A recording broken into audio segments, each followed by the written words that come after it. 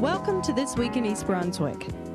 This week, the holiday season started off in the right direction with the Recreation Department's annual Turkey Trot and the Senior Center's Holiday Bazaar. Sharon Karmazin, Library Director, tells how you can make someone's holiday a little brighter. And Anne-Marie Anderson goes behind the scenes of the East Brunswick Rescue Squad. We'll also have information about the township's leaf collection program, an arts update with Dolly Vasta, and our regular council review. But first, Channel 8's program schedule for next week includes Look Great, Feel Great on Monday morning at 10. Lenore Kulik shows how to add weights to your workout. At 10:30, preschoolers hear stories about rainy weather on Stories from the Library. Tuesday evening, join Paul Hansen for a year-end economic wrap-up on You and Your Money at 7:30. And on Wednesday, Superintendent of Schools Dr. John Kopko discusses the Rutgers Merck Institute with Bob Banja of the High School Science Department. That's on Spotlight on Education at 7:30. At 8 o'clock, Stuart Davis tackles the topic of military recruitment on 18 Growing Up in East Brunswick. Thursday, catch the latest edition of This Week in East Brunswick at 7 and 8. And at 7:30, Ken Shalhoub discovers the latest in eye care on Let's Talk Health. All of this week's programs can be seen Saturday morning. Check the Channel 8 program schedule for specific times. Hello, I'm Sharon Karmazin, Library Director, and I'm here to talk about a very exciting project that the library is involved with this holiday season. Our project is called Books to Keep, and it's being sponsored by the Libraries of Middlesex, which consists of all the public libraries in Middlesex County and Middlesex County College Library.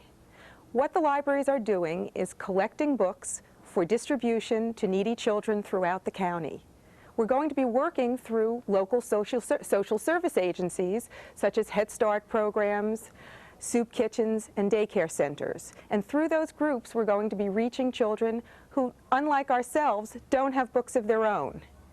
We feel that books are as important as toys, food, clothing, and other things that we give as gifts during the holiday. So we want children to know the joy of having books the way we do. For this, we're asking that people in East Brunswick contribute new or like new hardcover and children's books for distribution. If you don't have books at home, we're also accepting contributions of money, and there are contribution envelopes available at the library. All you need to do is bring your book contributions into the library anytime between now and December 15th. There's a big collection box at the front door, and you can leave them right there. Some of the books we've already received are over here, and you can see they're really beautiful. And we need many, many hundreds more, so we're hoping that you'll be able to contribute. The project is Books to Keep, and we're asking people all over East Brunswick to help us by bringing in wonderful books just like these. So please help us to have a very successful program here with Books to Keep in Middlesex County. Happy holidays.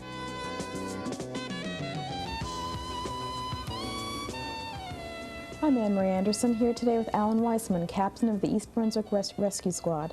Thank you for being with us today, Alan. My pleasure. Let me ask you, what type of emergency calls does the rescue squad typically receive? We run the full gamut. We run about 2,700 calls a year. Covers everything from motor vehicle accidents, heart attacks, cardiac arrests, stroke, diabetic emergencies. You name it, we get it. So you get the gamut, the full Everything. range. Okay. What about household emergencies? What kinds of calls do you get on things like that? Outside of the medical problems that we run into, again, someone at home having a heart attack, you'll have, with children ingesting poisons or something that they should not be ingesting, and you'll get adults who have accidents like they'll fall, or they might be working around the house and injure themselves on a lawnmower or some other piece of equipment. Mm-hmm. Okay. How can someone make their home safer? Do you do walkthroughs with people to help them out in terms of this is a problem, or? To my knowledge, we've never been asked to do that, and I doubt that we'd be able to. I run that by our attorney, but unfortunately in today's society, people are too quick to sue, and attorneys are too quick to try and make a few extra bucks. And you run a risk, you walk through, you tell somebody do this, don't do that, and they have an accident the next day, and right away they're out there to sue you because you forgot to tell them about one extra thing. So it's, unfortunately, there's a liability problem that would probably prevent us from doing that. Would you be able to offer anyone any general advice in terms of how to make their home safer or what to look for? Very generally, again, and it's a thing we keep hearing over and over again, if you have children either living in the house or that visit the house, keep anything, keep things locked up. Don't allow them access into cabinets where they might get hurt, and where they might find something that they can put in their mouth. And when you're working around the house, just be careful. If you're working with equipment, be careful. Okay, what are good basic first aid supplies to have on hand in a home? There's not a whole lot that you would actually get to use in the house. I would keep some syrup of Ipecac handy in case you have to induce vomiting for the ingestion of some substance. And even then, before using it, you should call poison control to find out whether vomiting should be induced or not. It's just some basic supplies, such as maybe some cold packs to reduce swelling in case of sprains, and some bandages and to put over a wound. Some dressings and bandages, 2x2s, 4x4s, that you can just cover a wound with. Okay. How do you feel about first aid videotapes? Do you think that they're worthwhile? I've never really looked at any, but I don't think you can beat hands-on experience. So I would tend to say, if you're that interested, rather than looking at a video of it, take a course, contact the local Red Cross, take a first aid course, take a CPR course. Those are sponsored by both the Red Cross, American Red Cross, and the American Heart Association. Sometimes by contacting your local rescue squad. Oftentimes we run classes, and we'll open up to the general public as well. You can't beat the hands-on experience. Okay. With the holidays coming up, what do you find is the biggest safety issues? Is it the same all year round, or are there specific things that happen during the holidays? I think it's pretty much the same. Again, with holidays, you have more people out partying, and it's the drinking and driving. And we have that problem year-round, but around holiday time, it's I think, even more prevalent as people are out there going from one party to another. Drinking and driving, a lot of accidents, a lot of injuries, a lot of deaths. Okay. What kind of training does someone need to become a member of the rescue squad? How long would it take typically? Okay, minimum training requirements by the New Jersey State First Aid Council is a standard first aid course, which runs about 8 hours, and CPR course, which will run about 5 or 6 hours or so. Those are the minimum requirements. Within 2 years of joining a rescue squad, you must become an emergency medical technician. That's about 110 hours or so. And after you're a member, what kind of time commitment is necessary? In our squad, we have a few different forms of membership. Regular members are asked to put in a minimum of 36 hours a month. Associate members are required to put in only 12 hours a month. So that's something we started a few years ago for the people who just want to help out, can't give 36 hours. So you are somewhat flexible in terms of... We're flexible. Again, you can get away with a minimum of 12 hours a month of riding time. Okay, well, thank you very much. For This Week in East Brunswick, I'm Anne-Marie Henderson. Let me just give you the number of the East Brunswick Rescue Squad before we close. It's 238-8739, and you can contact Alan Weissman. Just leave a message on the machine. We're always looking for new members. Okay, thank you. Thank you.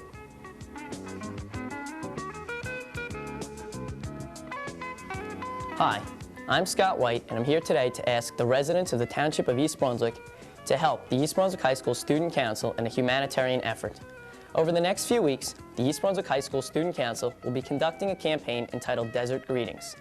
We're asking the residents from the community, as well as the students from the high school, to donate gifts and money so that we can purchase additional gifts and greetings cards to send to the troops in Saudi Arabia.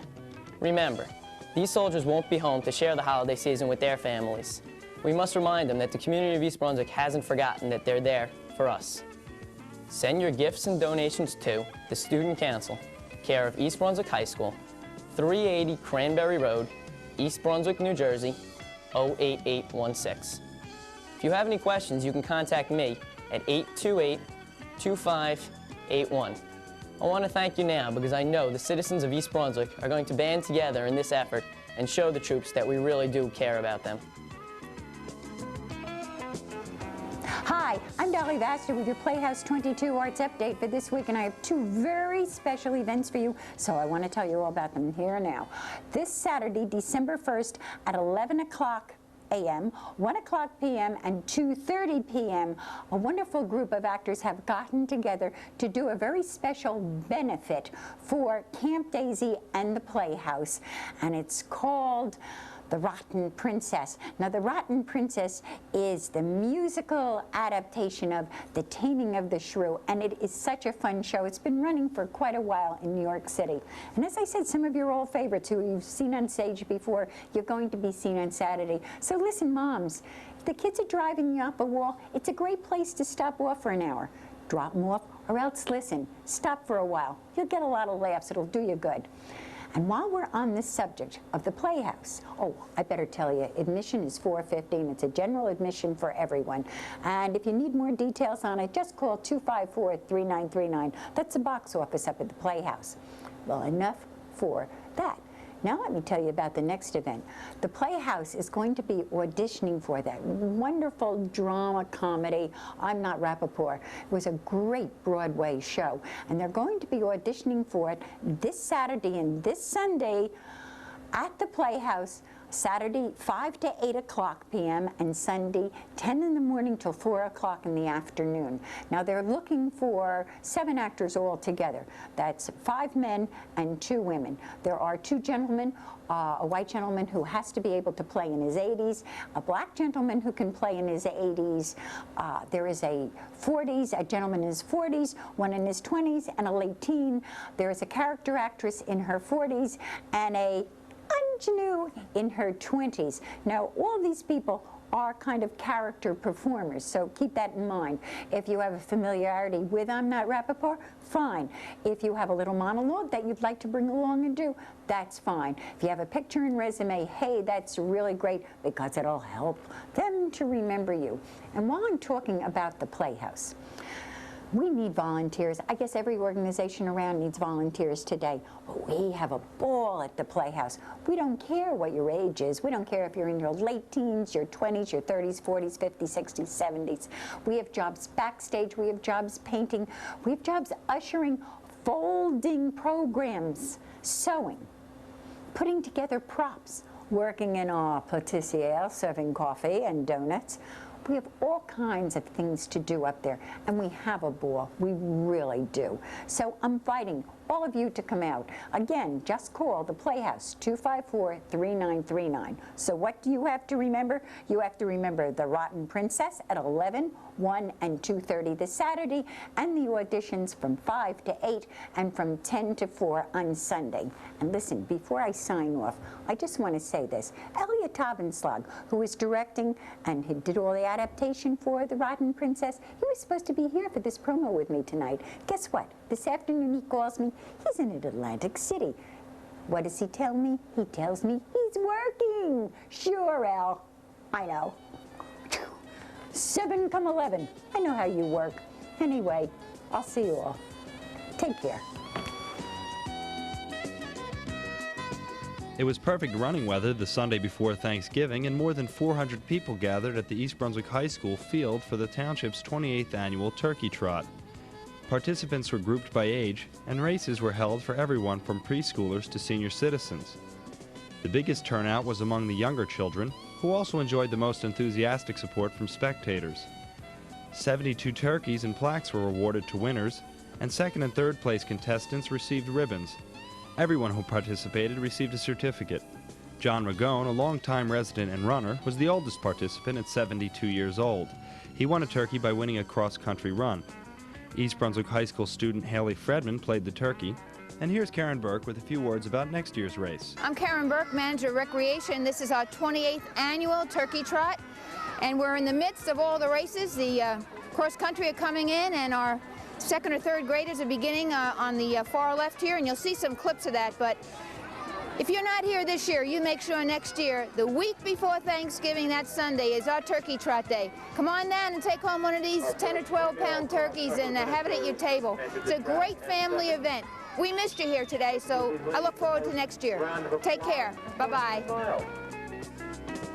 Also on the 18th, senior citizens offered a variety of handmade goods for sale at the Senior Center. Most of what was offered was made by seniors at the center, including the knitted, crocheted, and craft items. Senior Center volunteers turned out to staff the tables and to collect the profits, which will be used to support the many programs offered at the center. The big event in December is the holiday party scheduled for Friday, December 21st at Farrington Manor. To attend, you must register at the Senior Center by noon, Friday, December 7th, and it will be a cost of $15 per person. Your Public Works Department is proud to present a series of 3 to 4 minute segments showing the role the department plays in maintaining East Brunswick's vital infrastructure. Hello, my name is Mike Opaleski, Director of Public Works and Water Resources. This series of 6 segments is designed to show the important role your Department of Public Works plays in providing critical services to the Township of East Brunswick. The importance of maintaining vital water supply, roadway passage, storm drainage systems, vehicle maintenance, leaf collection, along with snow and ice control, recycling and solid waste collection impacts the health, safety, and economics of the township.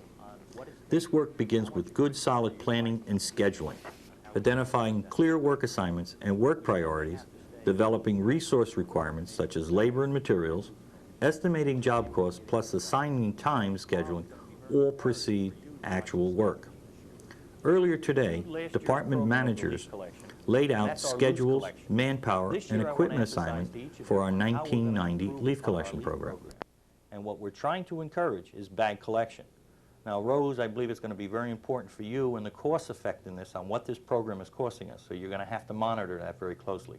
Every day, forms are turned in from the crew leaders and the haulers on the quantities of material collected each prior day. And those forms are recorded, and at the end of the program, they're reviewed and compiled into a comprehensive report. This year, we're going to start on October 29, 1990, and we'll finish up on December the 31st, 1990. We're also going to have bag leaves pick up by an outside contractor, which is going to start on November the 13th, and he'll work until 12/14/1990. The estimated leaves that we're going to pick up is from 15 to 17,000 cubic yards, and we will be picking that amount of leaves up. Benny, would you tell us about the personnel that will be used, the type of workers that we'll have, and the numbers? Right. After scheduling and planning, we have to anticipate how many our needs in manpower and equipment. We have 4 claws, 4 compactors, 2 rakers, and a sweeper with alternate crews. So in total, 4 crews, 16 men, plus 2 sweepers, 18 personnel. Ray, would you tell us about the equipment, its condition, the types of units that you're going to have out there? Well, the equipment that we have available for leaf collection at the present time is such as Mr. Casal said. We've got 4 claws that we can put out on the road. We've got 5 compactors. 1 is a spare at the present time. 1 of them has got a bad cylinder, but the rest of them are ready to go.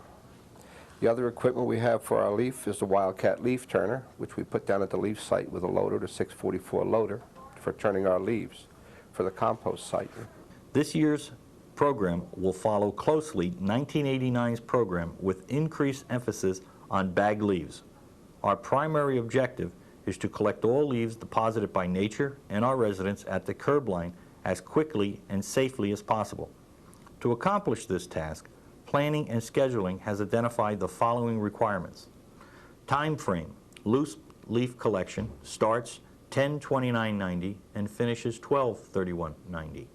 Bag leaf pickup starts on 11/13/90 and finishes on 12/14/90. We are estimating similar quantities to 1989 of 15 to 17,000 cubic yards of leaves to be collected. Program scheduling. We have sent out mailers and we'll hope that everybody will read them. We emphasize staggering the 4 districts, which are rotated yearly to provide fairness to all residents of the township. Program flexibility will allow for working areas that have larger quantities outside the regular schedule. This will be controlled and will not impact the published schedule. Bagging of leaves provide residents a more timely pickup schedule. Bagged leaves will be picked up on the same day as your garbage. Bag leaves will eliminate need for road sweeping. Bag leaves help to reduce collection cost and time. If you have any questions, concerns, or comments, please call Public Works at 390-6884 or 390-6984. We encourage our residents to assist Public Works by discussing your comments, concerns, and yes, even complaints. We ask you to remember and avoid piling leaves in the curb line before scheduled pickup, parking cars over leaves risking fire, mixing grass clippings, sticks, tree branches, and litter with your piled leaves, and permitting your children to play in the leaf piles. Under bag collection, untie your bags, place them in the street, and place them out on your regular garbage pickup days. Our dedicated members, using state-of-the-art equipment and a well-scheduled program, can accomplish our goal of leaf collection, but we need the residents' cooperation. Thank you. On Tuesday, the school-age child care program conducted a mock township council meeting in which students participating were elected to office in order to address the questions of the youthful public. This activity was designed to educate students in local government.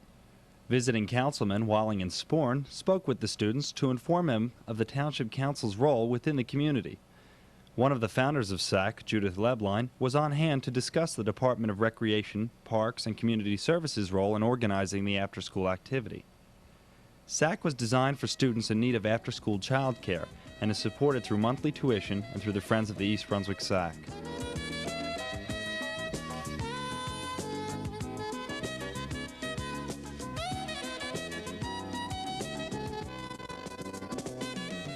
At Monday night's council meeting, the town council discussed the expansion of the Daisy Recreation Program building. Director of Parks, Recreation, and Community Services, Judith Lebline, made the presentation. What started out as what seemed to be almost impossible, getting some 12 people around the table, all with different agendas to agree, turned into just a beautiful process that has resulted in a beautiful addition. The project is funded in part by Community Development Block Grants.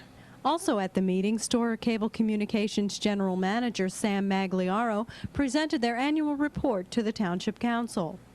The Monday night meeting coincided with the announcement of a 6% rate hike in cable television services in East Brunswick.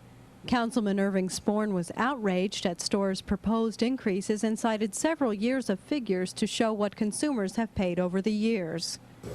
In 1990, it went up to 1895, 8.3%. And if you throw in the cost of the cable guide, which had been given free heretofore, in 91 it will go up to 21.25, a rise of 12.1. Total rise of 77.8%. Councilman Bill Kirk commended Storer's increased service over the past few years, but at the same time he was concerned about the new charge for the Cable Guide magazine. Storer plans to charge customers who receive only basic cable service 50 cents per month for the Cable Guide. Consumer Affairs Director Adrian Eisner expressed concern about specific issues in the franchise contract. And these commitments, if you remember, were developed as a result of our extensive evaluation of Storer's performance and discussions regarding our community-related needs. Storer is now in compliance with or is in the process of meeting these 30 commitments, with one exception, and well, actually they're in the process of meeting this one as well. And that was the stipulation that the Channel 8 schedule be included in the monthly guide. They had stopped doing this for a few months, and then they were notified by Sandy Nelson of Channel 8 that this was not being done. General Manager Sam Magliaro responded to the council and to Adrian Eisner's concerns. As far as Channel 8 being in the guide, after speaking with Adrian, I looked into it, and for some reason, after the May guide, it was stopped. In talking with Sandy, found out that it was not being entered in, and I thought it was going to be in December, but it will start to appear in January. And we think we do have that one under control, and Channel 8 will be in the guide from here on out.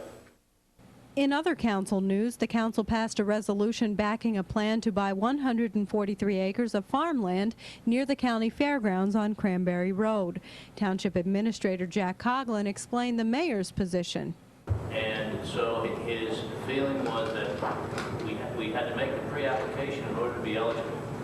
When we go through the budget process, that we will be looking to see if granted, or if Green Acres is approved, if there's a way that we can fund it without having to raise taxes. There may not be.